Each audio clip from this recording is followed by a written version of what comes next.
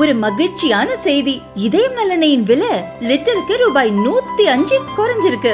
September 2023ல 1 litre இதயம் நல்லெண்ணெயின் அதிகபட்ச விலை ரூபாய் 503. ஆனா இப்ப 1 லிட்டர் இதயம் நல்லெண்ணெயின் விலை ரூபாய் 398 மட்டும்தான் தமிழ்நாட்டுல. அப்ப இனிமே எல்லாரும் இதயம் நல்லெண்ணெய் வாங்கலாம் இல்ல? தினமலர் நேயர்களுக்கு வணக்கம். வணக்கம். பாட்டிலுக்கு 10 ரூபாய் புகாரு, 1000 கோடி ரூபாய் ஊழல்னு சொன்னது, டாஸ்மாக் தலைமை அலுவலகத்துல ஈடி ரெய்டு நடத்தினது, இதெல்லாம் யாருக்காக என்று பார்த்தால் அந்த நபர் இரவோடு இரவாக டெல்லி சென்றிருக்கிறார். டெல்லி சென்று அதிகாலையில் சென்னை திரும்பி இருக்கிறார். எதற்காக? விவரங்களை பார்க்கலாம். யாரோட கூட்டணிலாம் கேட்காதீங்க, நாங்க இணைந்து செயல்படுவோம் திமுகவோடன்னு சொல்லி இருக்கிறாங்க தேமுதிக பொதுச் செயலாளர் பிரேமலதா அவர்கள். ஹைவேஸ்ல புறம்போக்கு நிலங்கள் இருக்கக்கூடிய திமுகவோட கொடிக்கம்பங்கள உடனே அகற்றிடுங்கப்பா, கோர்ட்டே சொல்லிருச்சு, அதனால நம்ம உடன்பிறப்புகள் இதெல்லாம் தட்டக்கூடாதுன்னு சொல்லி துரைமுருகன் ஐயா சொல்லி இருக்காரு. கேட்பார்களா? பொறுத்திருந்து பார்க்கலாம். மீண்டும் ஒரு சம்பவம், கிரைம் சம்பவம் தமிழ்நாட்டுல. பட்ட பகல்ல தேசிய நெடுஞ்சாலையில அறிவாளால வெட்டி கொலை. சேலத்துல இருந்து அவர் பயணம் புரிஞ்சிருக்கிறாரு. ஈரோட்ல நடந்திருக்கு சம்பவம். விவரங்களை பார்க்கலாம். உள்ள பேசிக்கிட்டு இருக்காருல, நீங்க என்ன சத்தம் போட்டு என்னை மாதிரி மிரட்டிட்டு இருக்கிறீங்க அப்படின்னு அப்பாவு அவர்கள் கடிந்து கொண்டிருக்கிறார். யாரை? அதிமுக எம்எல்ஏவை. என்ன நடந்தது சட்டசபையில பார்க்கலாம். குப்பை தொட்டி வச்சதுல பிரச்சனையாயா? எதுக்கு வச்சோம் அப்படிங்கறதையும் சேர்த்தே யோசிங்க. வரிய வசூலிக்க வச்சோம், எங்க வச்சோம்? உதயகுமார் அவர்களுடைய அலுவலகம் முன்னால வச்சோம் அப்படிங்கிறாங்க மாநகராட்சி நிர்வாகம். இத பத்தி தான் இன்னைக்கு நம்ம பார்க்க போறோம். இது சைலைட்ஸ்.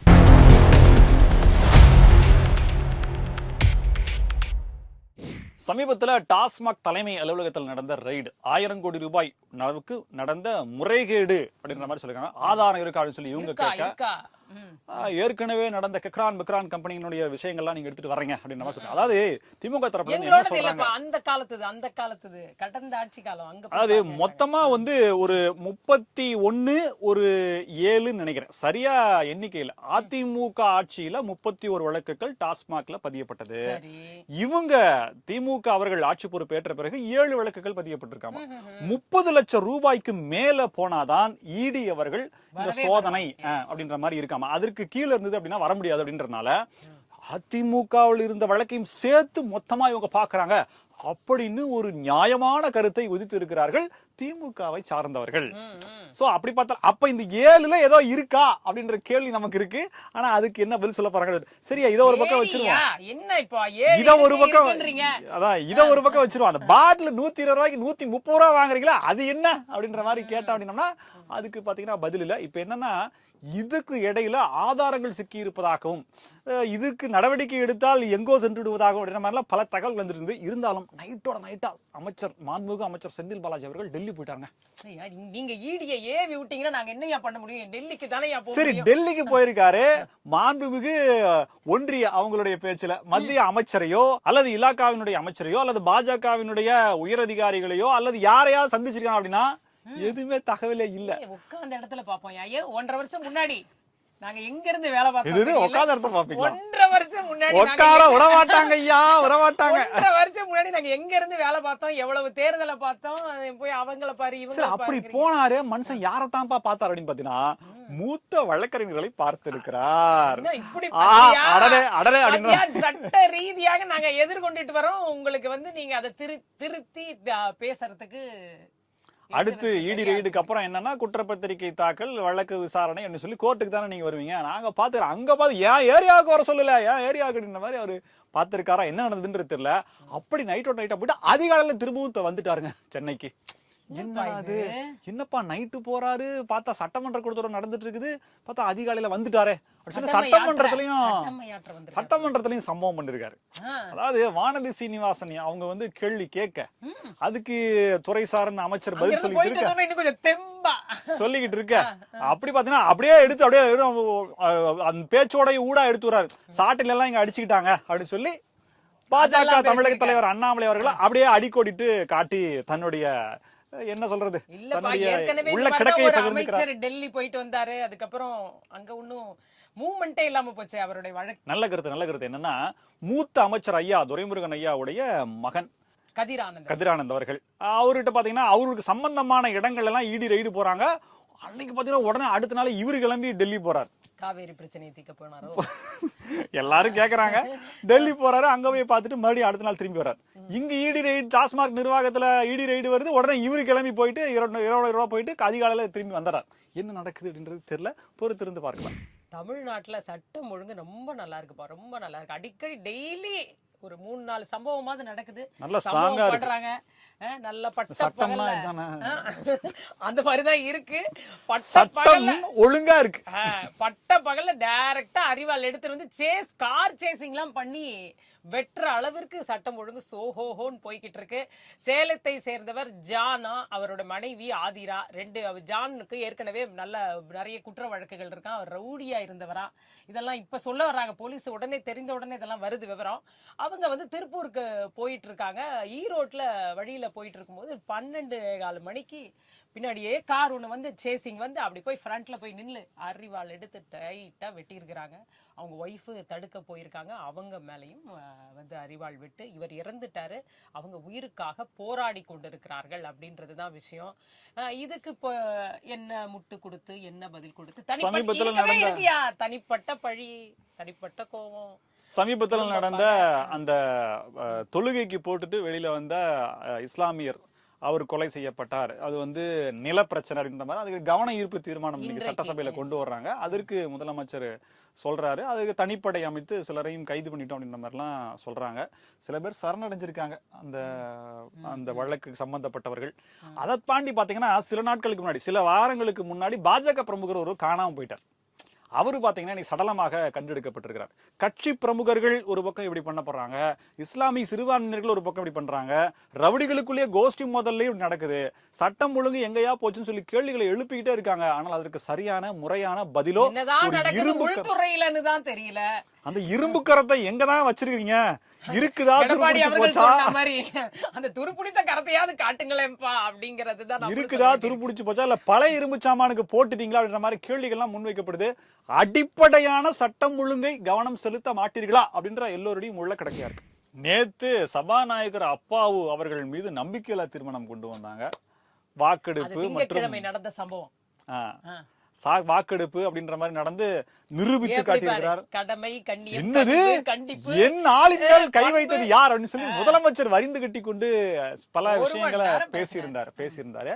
இன்னைக்கு பாத்தீங்கன்னா அதுக்கு பழிக்கு பழி வாங்கிட்டாரா அப்பாவு ஐயா? அப்படிலாம் அவர் செய்ய மாட்டேன்.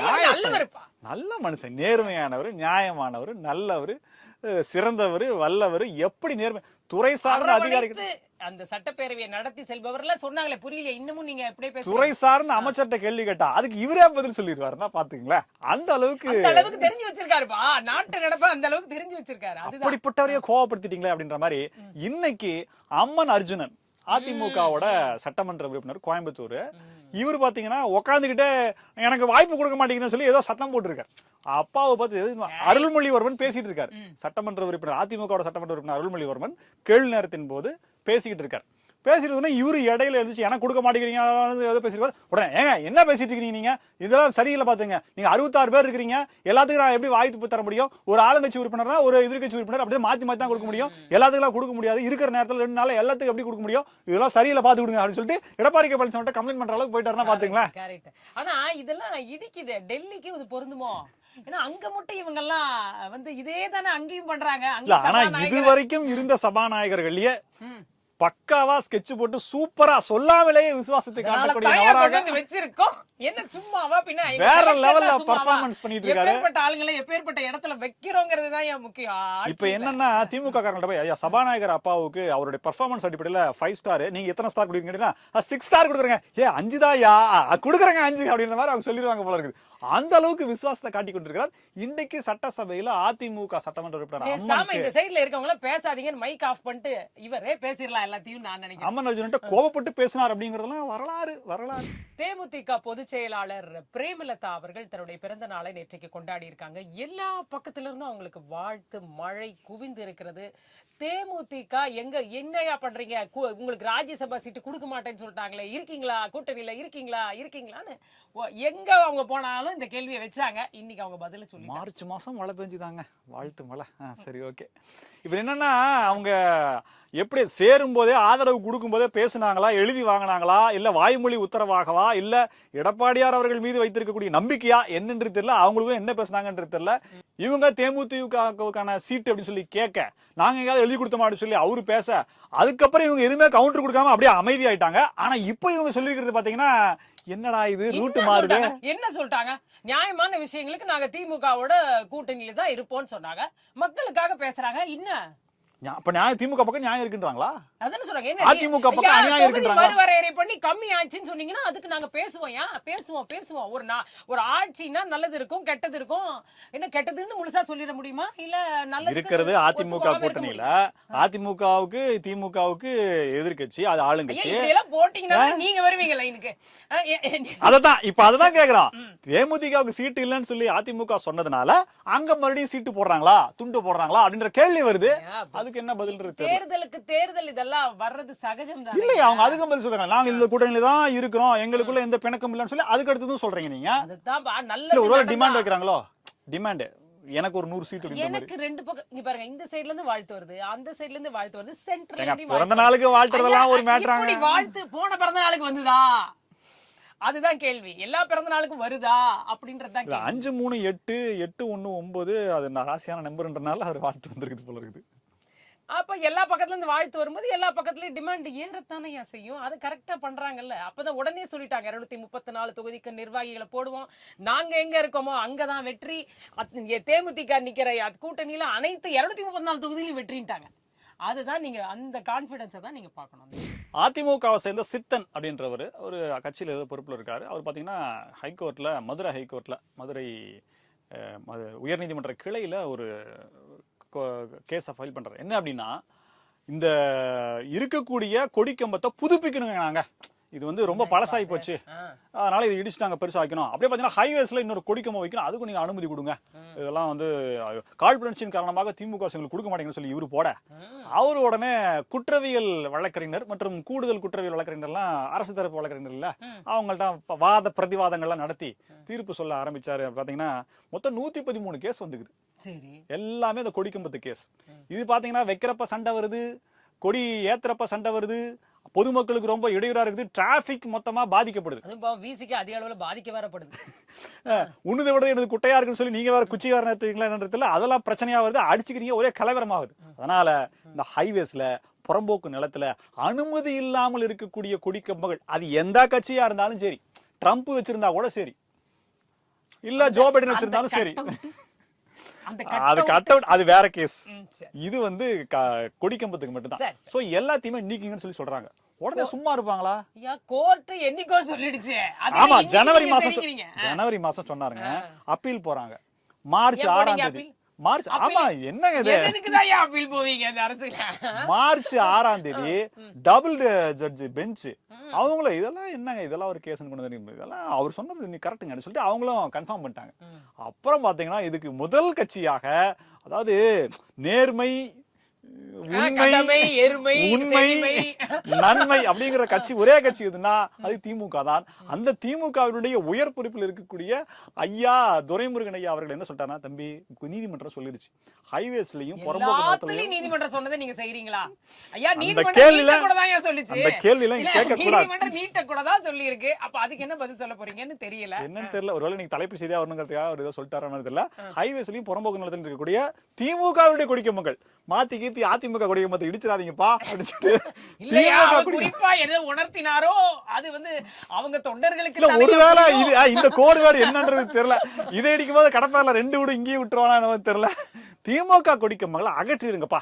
12 வாரம் டைம் கொடுத்திருக்காங்க, 6ஆம் தேதி சொல்லிருக்காங்க. பட் இது பண்ணது தெரியல, நீங்க எல்லாம் எடுத்துருங்கப்பான்னு சொல்லி ரொம்ப நேர்மையா நடந்திருக்காங்க. 12 வாரம் கழிச்சு நீங்க இதை பேசணும். தர்மபுரியில திமுகவினுடைய மாவட்ட நிர்வாகி அவர் பாத்தீங்கன்னா ஒரு ரொம்ப சாதாரணமா சொல்லாதீங்க, அவர் எப்பேற்பட்டவர், இன்னமா பேசியிருக்காரு. பேசின ஆடியோ வந்து வேற லெவல். எஸ்பி அப்புறம் கலெக்டரே யாரா இருந்தாலும் நான் தான் வடிவேலு மாதிரி வசனம் பேசிட்டாரு. அதை ரெக்கார்ட் பண்ணி உலா விட, அது தலைமை வரைக்கும் போக, இது உதயநிதியுடைய நட்பாக இருந்தவர், அவருடைய பரிந்துரையின் பேரில் கொண்டவர் மாதிரி சொல்லப்பட்டது. இப்ப அவர் பாத்தீங்கன்னா அவர் பதவி இல்ல. பதவியில இருந்து தூக்கிட்டாரு. அப்பவே தூக்கிட்டு பாத்தீங்கன்னா மணி எம்பி அவரை மறுபடியும் நியமிச்சிருக்காங்க. இவர் பாத்தீங்கன்னா உதயநிதி அவர்களுக்கு மிக நெருக்கமானவர், வழக்கறிஞர் பிரிவினுடைய ஒரு பொறுப்புல இருக்கார் அப்படின்றதுனால கூடுதல் பொறுப்பாக இது கொடுக்கப்பட்டிருக்கு. திமுகவில் பாத்தீங்கன்னா அதான் முன்னாடி சொன்ன மாதிரி தான், தப்புன்னா அவங்க யாராலும் பார்க்கவே மாட்டாங்க, நடவடிக்கை பாத்துங்க. வரி வசூலிக்கிறதுக்கு வழக்கமா பயன்படுத்துற டெக்னிக் தான் குப்பை தொட்டியை கொண்டு போய் அந்த இடத்துக்கு முன்னாடி வச்சிருவாங்களாம் நகராட்சி நிர்வாகம். இந்த முறை குப்பை தொட்டியை கொண்டு போய் ஒரு தனியார், மதுரையில் இருக்கக்கூடிய ஒரு தனியார் வணிக காம்ப்ளெக்ஸ்ல ஒரு அலுவலகம் முன்னாடி வச்சுட்டாங்களாம். அந்த அலுவலகம் பார்த்தோம்னா ஆர்பி உதயகுமார் அவர்களுடைய அலுவலகமா, சட்டமன்ற அலுவலகம் இல்ல, அவருக்கு தனியா இருக்கிற ஆபீஸ்ல அது ஒரு ஆபீஸ். 2012 இருந்தே வரியே கட்டளையா அந்த வணிக வளாகமே. 9 லட்சம். இவரு வாடகை கொடுத்தாரா இல்ல இவருதான் காம்ப்ளெக்ஸ்? ஐயா நீங்க ரொம்ப கேள்வி கேக்குறீங்க. அது வாடகையில இருக்காரா அவரு? பாத்துக்கங்கய்யா, ஒரு எதிர்கட்சியில அமைச்சரா இருந்தவர், முன்னாள் அமைச்சர் வாடகை கட்டத்துல இருக்கிறாரு. நேர்மை என்னமோ நினைச்சு அங்க கொண்டு போய் வச்சீங்கன்னா கடைசியில அது வாடகை அலுவலகமா போயிடுச்சு. அதனால கொஞ்ச நேரம் கடை எங்கெங்கயோ போகுது. கொஞ்ச நேரத்துல வந்து அந்த குப்பை தொட்டியை எடுத்துக்கிட்டு போயிட்டாங்களாமா. வரியங்கய்யா ஆர்ஆர் காம்ப்ளெக்ஸா இல்ல ஆர்பி காம்ப்ளெக்ஸா தெரியல போட்டதுனால அவருதான் குப்பை தொட்டியன்னு கொண்டு வச்சு கொஞ்ச நேரத்துல பார்த்தா அது யாரோ ராஜாவுது தெரிய குப்பை தொட்டிய வெயி இல்ல தண்ணி தொட்டிய வெயி இல்ல கழனி தொட்டிய வெயி, எனக்கு என்னடா அப்படின்னு நினைச்சிட்டாரு போல. 2012 இருந்து 25 வரைக்கும் வசூலிக்காம இருக்கீங்களேயா, சாமானியனுக்கு இந்த சலுகை எல்லாம் கிடைக்குமாயா? அடுத்த நாளே அபராதத்தை போட்டுறீங்களேயா? 15ஆம் தேதிக்குள்ள கட்டலன்னா 16ஆம் தேதியில இருந்து அபராதத்தை போட்டு இல்லையா கலெக்ட் பண்றீங்க? என்னங்க 25ங்க, 13 வருஷங்க. பில்டிங்கே என்ன ஆகுன்னு தெரியல. மாநகராட்சி நிர்வாகம் என்ன செய்வது? இந்த கருணையை கொஞ்சம் எங்களுக்கும் பொதுமக்களுக்கும் காட்டுங்கய்யான்னு நாங்க ஒரு கோரிக்கையை வச்சுக்கிறோம். இதே போல பல புதிய தகவல்களோடு மீண்டும் உங்களை சந்திக்கிறோம். இது சைட்லைன்ஸ். நன்றி.